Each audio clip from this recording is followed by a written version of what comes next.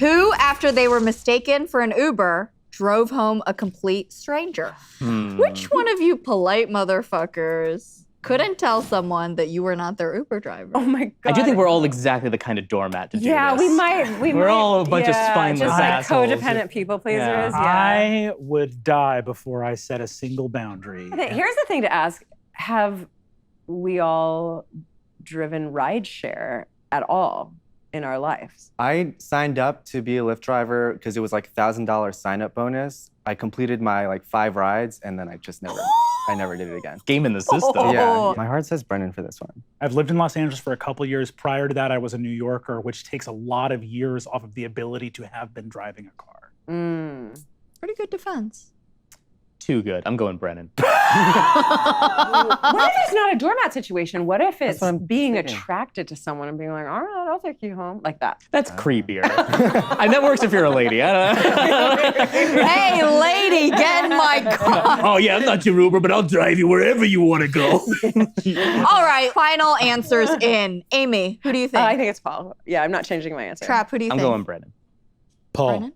Paul, who do you think? Brennan. Whoa! That was a lightning round. Will the accidental Uber driver please take a sip of their drink?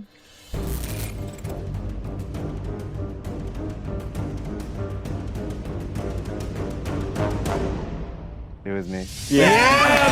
I know! Oh, that makes me feel good.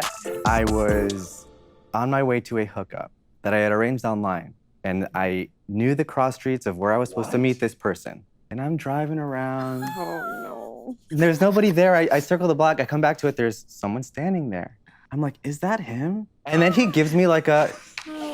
And I lower the window and I was like, hey, sorry, I wasn't sure if it was you. He was like, no problem. He gets in the car.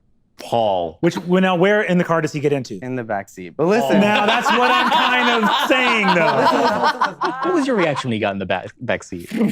Well, I didn't think it was that weird because in the messages he had said like, I know somewhere we could go. Okay. So he gets in the car, I was like, so where should I go? He's like, I'll tell you, just drive up here. You're gonna make a left up here. Paul. And I start driving. Paul. The amount of landmines dodged conversationally. I know. In the opening minutes. Can you imagine if I had right away said something so vulgar to this stranger? Yeah. Grant cannot believe it. Grant cannot believe it. You know why? Because there but for the grace of God go I. This is... It gets worse. Okay. Oh no, Paul. So he's like telling me where to go. 3 or 4 minutes. I'm like, where are we going? He's like, Glendale. I was like, Glendale? So that's when it occurs to me, this isn't the guy. But at that point, what do I do? You need the tip, yeah, for sure. Yeah. Oh, what do I do? the tip. I know, Grant. Thank you. Because I couldn't just like pull over and be like, there's been a mistake, because then he'd be like, why did you let me in your car?